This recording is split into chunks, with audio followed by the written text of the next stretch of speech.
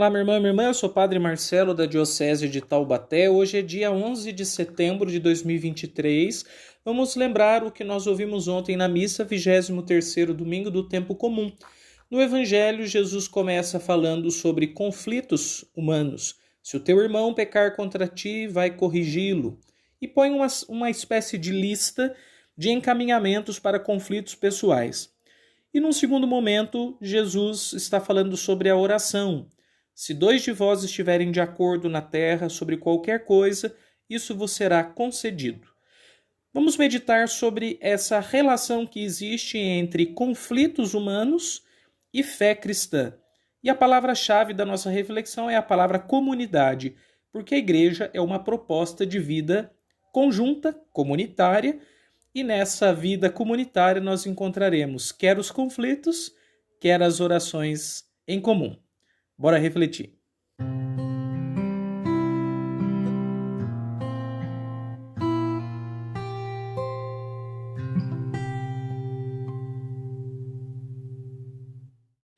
Eu vou dividir a minha reflexão em três partes. No primeiro momento, vamos nos ater brevemente ao texto do Evangelho mesmo, para percebermos a relação que existe entre os relacionamentos humanos e a prece, a oração. No segundo momento, vamos pensar sobre a vida comunitária da igreja, as relações entre fiéis. E num terceiro momento, vamos concluir com uma consideração sobre a oração como um poderoso elemento de relacionamento saudável. Primeiro ponto, o texto do Evangelho. O texto do Evangelho de ontem pode ser dividido em duas grandes partes. Na primeira, trata-se da questão dos relacionamentos humanos e dos conflitos humanos. E no segundo, das relações dos seres humanos na direção de Deus, a oração comunitária. Na primeira parte, há uma lista de resoluções possíveis para um conflito com alguém. Primeiramente, procurar o irmão a sós. Se não houver resultado, procurar com mais uma ou duas pessoas para que, como testemunhas, ajudem a solucionar o caso. Se não, no terceiro momento, dizer isso à igreja, ou seja, a toda a comunidade, a toda a assembleia, para que isso seja solucionado, e se nem a igreja, ou seja, a comunidade, a pessoa quiser ouvir, ela deve ser desligada da comunidade. Por isso o texto diz, seja tratado como se fosse um pagão ou um pecador público. Interessante dessa primeira parte é observar que para o cristão, o relacionamento é uma dimensão da sua fé. E não aceitar resolver questões de relacionamento é contrário à proposta do nosso evangelho, da nossa fé, da nossa carta magna do cristianismo.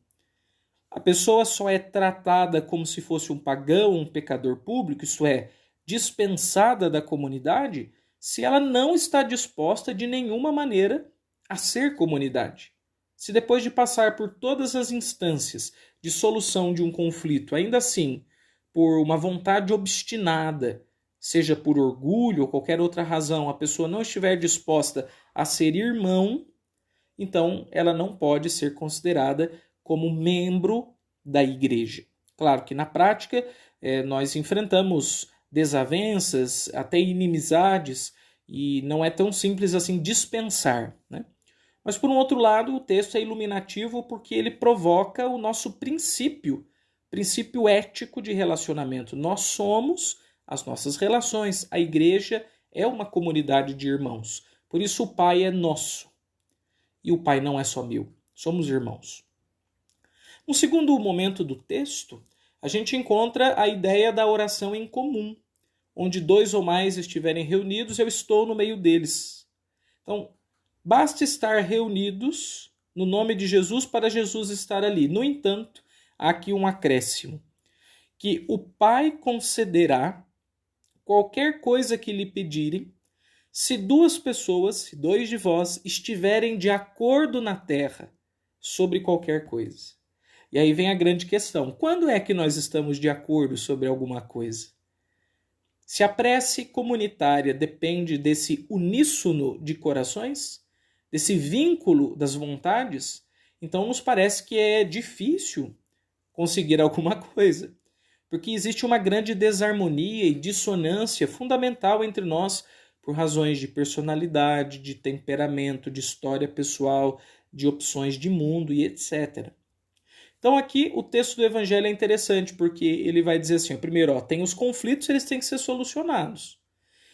E o segundo momento é praticamente uma continuação disso, porque se eu preciso estar de acordo com alguém para poder fazer uma prece eficaz, então significa que eu preciso estar bem com essa pessoa. Não dá para eu estar em conflito o tempo todo com as pessoas e viver uma vida de oração, porque a oração supõe um juntar dos corações cristãos.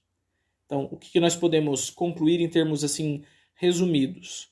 Que a vida espiritual e a vida de relações humanas estão profundamente vinculadas. E a qualidade da minha vida social implica nas minhas orações, bem como a qualidade das minhas orações resulta em maior ou menor qualidade nos meus vínculos sociais. E é nesse ponto que eu vou para a segunda parte da minha reflexão. A igreja, já que é uma comunidade humana, o que ela tem de diferente de outras comunidades humanas? Bem, uma primeira coisa que a gente precisa deixar claro comunidade não é só um aglomerado de pessoas. Não se trata só de juntar um monte de gente, de indivíduos, que acreditam numa mesma fé em Jesus, colocá-los todos debaixo do mesmo teto e pronto, temos uma comunidade. Não. Nós temos aí apenas um aglomerado de gente. Comunidade significa vínculos interpessoais. Significa conhecer, cuidar, respeitar, ajudar, estar na mesma direção, caminhar juntos. É muito mais do que só estar juntos. Então a igreja é comunidade, primeiramente porque ela supõe de nós vínculos interpessoais de algum modo, de alguma maneira. Às vezes com um nível mais profundo, às vezes não tão profundo assim. Uns são grandes amigos, outros são só colegas, mas, no entanto, não podem ser só desconhecidos. São meus irmãos, é a minha comunidade. Concretamente, por exemplo, na minha paróquia. Quem é o povo da minha paróquia? Quem são as pessoas que ali frequentam? Eu as conheço. É bom fazê-lo. É bom exercitar esta comunidade, pelo menos de conhecimento, no primeiro momento. Saber quem são as pessoas. Agora, uma segunda coisa. A comunidade da igreja, ela não é, do ponto de vista dos problemas, tão diferente de outras comunidades, como, por exemplo, uma comunidade de trabalho, um escritório, uma fábrica, uma comunidade familiar, pai, mãe, filhos, ou avós e netos, ou uma comunidade de amigos, uma comunidade escolar, e assim vai. Os nossos problemas humanos são os mesmos, porque os problemas, em sendo humanos, acompanham as pessoas. Onde estiver reunidos mais de uma pessoa, ali vão haver problemas, vão haver conflitos, dificuldades, de menor ou de maior grau. Muitas pessoas se decepcionam com a igreja porque esperam que na igreja não haja problemas. Porque para elas há duas questões supostas aqui. Primeiro, a igreja é uma coisa de Deus. E tudo que é de Deus tem que ser imaculado, perfeito. Só que como as coisas de Deus estão também presentes no meio das coisas dos humanos, e essa é a única possibilidade de ser igreja, é misturando Deus na humanidade, e a Bíblia toda é um testemunho de Deus que se mistura na história, então não vai ser tão imaculado e perfeito assim. A gente precisa romper essa bolha, né, gente? Esse pressuposto ilusório de que a igreja é um lugar de perfeição. Nenhum lugar do mundo é um lugar de perfeição, nem a igreja.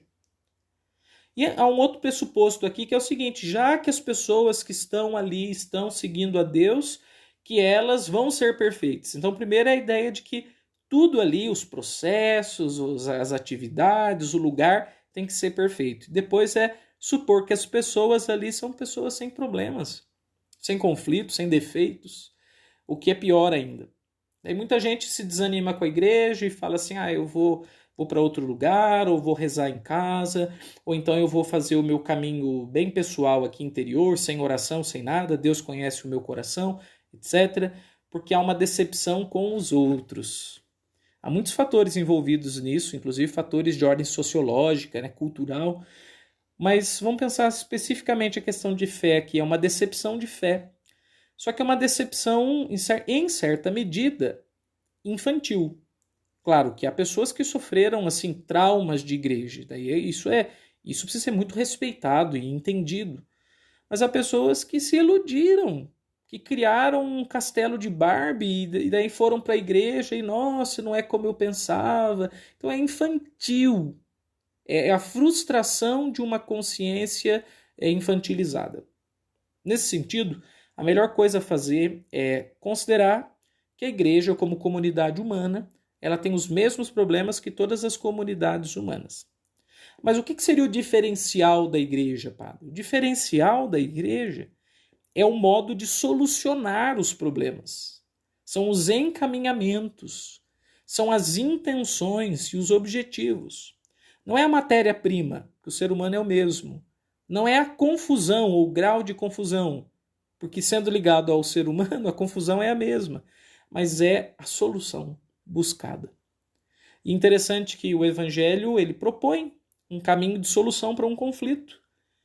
Se você tem um problema com o irmão, se o teu irmão pecar contra ti, fizer algo contra você, vai lá, conversa com ele a sós. Se não der certo, chama mais uma ou duas pessoas para que te ajude. Se não der certo, expõe isso à comunidade, ao grupo, para que o grupo tome decisões. Então, é uma forma de solução. Mas veja, só como quarta alternativa é que se diz que se ele não der ouvido a ninguém, nem à igreja, seja tratado como se fosse um pagão, ou seja, seja dispensado, porque ele não quis realmente fazer nenhum tipo de movimento relacional, comunitário, então não vale a pena mais, pelo menos nesse momento, esse investimento de tentar solucionar o problema. Mas foi a quarta alternativa, é o plano D. Para o mundo, às vezes o plano A é a dispensa, é o corte, é a maldade, é a injustiça, é a punição, é a violência. O mesmo problema humano. Às vezes você pode resolver com uma conversa, às vezes você pode resolver isso com um distanciamento prudente, e às vezes há pessoas que resolvem um determinado problema no muque, no soco, no grito. Aí está a questão. A igreja nos convida a ter um novo modo de reagir diante dos nossos conflitos. A igreja deveria ser um lugar exemplar de modos de solução de questões de relacionamento. Ela deve ser uma instituição que funciona num modus operandi exemplar para outras instituições. Então, o texto do Evangelho deu um primeiro exemplo muito breve, muito ilustrativo desses passos para solucionar, mas eu citaria aqui mais dois elementos de fé que nos ajudam muito a solucionar os conflitos humanos. A primeira questão são as chamadas virtudes. Porque nós temos as virtudes cardeais, que são aquelas 4 principais: prudência, temperança, fortaleza, justiça, e as virtudes teologais, que nos aproximam de Deus: fé, esperança e caridade. Então, formando um total de 7 virtudes que devem ser conhecidas e exercitadas pelo cristão. Então, por exemplo, a virtude cardeal da fortaleza tem como um dos seus frutos a paciência. E a paciência, ela é um suposto para a resolução de conflitos interpessoais. Se eu estou procurando viver como um cristão, se eu quero ser membro desta igreja que segue o Evangelho de Jesus, a proposta de relacionamentos que Jesus nos dá, então eu vou praticar a fortaleza para que eu tenha paciência e saiba lidar com as dificuldades, os defeitos, os problemas, os imprevistos. A paciência é uma virtude. Inclusive, existe uma obra de misericórdia espiritual, e aqui é um segundo grande exemplo, além das virtudes, as obras de misericórdia, que vai dizer assim: suportar com paciência os defeitos do meu irmão. É uma obra de misericórdia nossa. E o que é suportar os defeitos? Claro que não significa você ser resignado, ser bobo dos outros, mas assim, todos nós chegamos num certo limite que a gente é o que é e E pelo menos por agora, ou por um bom tempo, eu não vou ser diferente disso. Eu tenho muitas limitações, muitas fragilidades, muitos defeitos mesmo. E daí o que é possível? É possível que me suportem como eu suporto outros. Por isso que São Paulo apóstolo vai dizer: suportai-vos uns aos outros. Não é a resignação de se aguentar, mas aqui significa o seguinte: a gente tem que se apoiar com as nossas limitações. Isso é mais fácil quando a gente é amigo ou quando a gente é da mesma família, pelo menos família nuclear, porque é aquela ideia de que assim, a pessoa é muito próxima a mim, eu amo muito ela, eu quero muito bem, então eu até relevo um pouco os defeitos da pessoa. Difícil é fazer isso quando não é um amigo, um familiar, quando é só um colega. Quando é um inimigo, então, né? A gente nem quer fazer isso. No entanto, o Evangelho propõe essa saída. Fortaleza, virtude, paciência, obra de misericórdia. Uma outra obra de misericórdia, para dar mais um exemplo, é ensinar os ignorantes.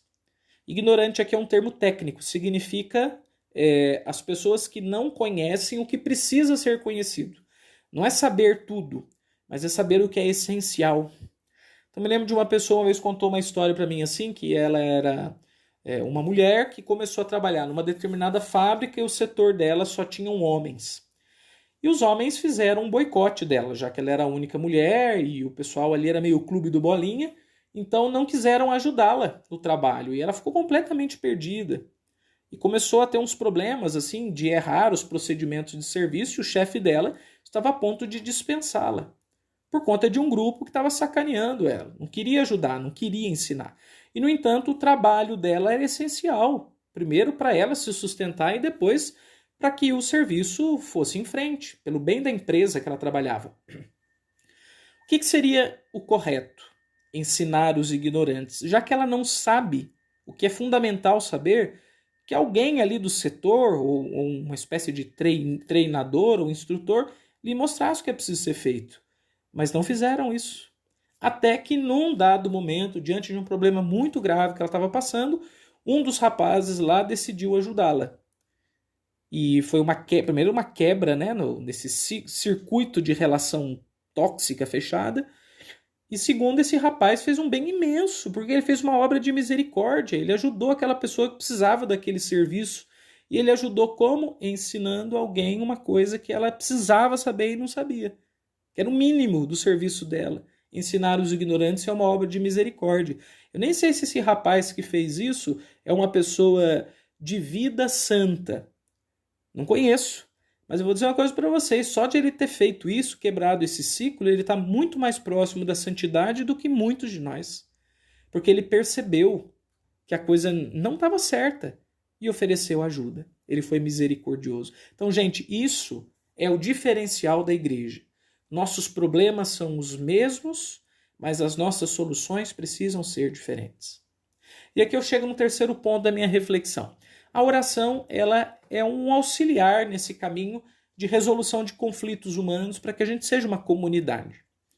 A oração, ela é para nós, para usar uma metáfora, como a água para o feijão.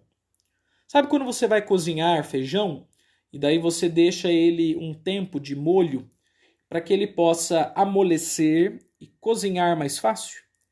Algumas pessoas até deixam de molho de um dia para o outro para que o feijão solte aquelas substâncias que depois causam mal-estar, gases e etc. Bem, a oração é para o coração o que a água do molho é para o feijão. Porque quando eu rezo, o meu coração, que tem uma certa inclinação para o individualismo, para o fechamento, por conta do pecado, mas também por conta da nossa cultura que é individualista, altamente competitiva, sobretudo no mercado de trabalho que chega a ser selvagem. Nosso coração vai se empedernindo, vai ficando duro, mas quando eu rezo, o meu coração amolece e o meu coração vira um coração como o de Jesus, um coração de carne. Nesse sentido, a oração sempre me dispõe a bons relacionamentos, porque ela me faz um ser humano diante de outro ser humano, e não uma máquina diante de uma máquina, ou de um juiz diante de uma pessoa que precisa ser julgada. A oração me dá misericórdia. A oração me propõe princípios de ação que vão ser transformados em métodos virtuosos, misericordiosos, ligados ao evangelho, cristãos. Nós precisamos evangelizar os processos, mas isso supõe também evangelizar as pessoas que estão conduzindo os processos. Preciso que o coração primeiro amoleça um pouco, e a oração nos ajuda muito. Ora, faça uma experiência. Fique uma semana fazendo orações fiéis, dedicadamente, e veja que tipo de pessoa você é quando você reza. Agora passe uma semana sem ir na igreja, sem oração, sem pensar em Deus, azar de tudo, chuta o balde, e veja que pessoa você se torna.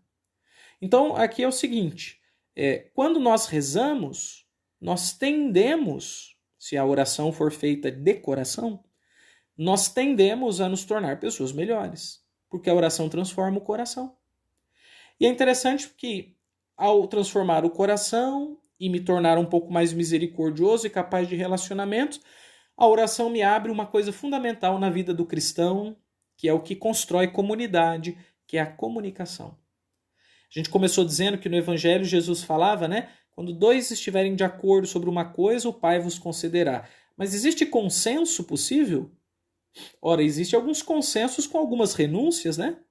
Mas consenso absoluto não existe. O que é possível? É possível comunicação. Há um quadro do século XVI, pintado por Rafael Sanzio, se chama A Disputa do Sacramento, e se encontra numa sala lá no Vaticano. A imagem consiste basicamente no seguinte, um grande afresco pintado na parede. Na parte de baixo temos um altar com o Santíssimo Sacramento e muitas pessoas discutindo. E na parte de cima, como que simetricamente, nós temos Jesus sentado no seu trono e vários santos ao redor do trono, mas sem a discussão que está acontecendo embaixo. O que isso mostra de interessante? Veja, a solução total dos nossos conflitos nós teremos um dia no céu. A expectativa de resolução absoluta é só para após a morte.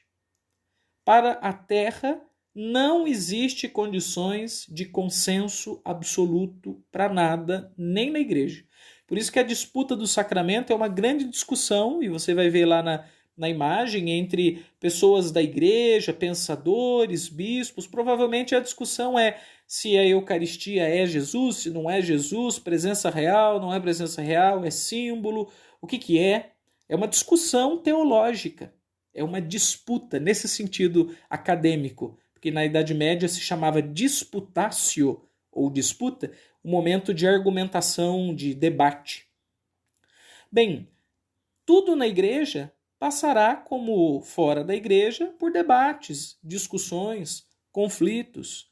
A gente quer que esses conflitos aconteçam de modo salutar, porque os conflitos não são ruins. O problema é quando eles viram violência, intolerância, maldade, aí é um perigo.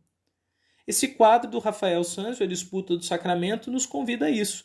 É renunciar à possibilidade do consenso para abrir as condições reais da comunicação. Consenso é dizer que todo mundo aceita ou acredita numa coisa. Comunicação significa alinhamento de diferenças. E uma comunidade, sendo tão plural como é, com pessoas de idades, histórias e perfis diferentes, não subsiste com consensos. Subsiste com comunicação.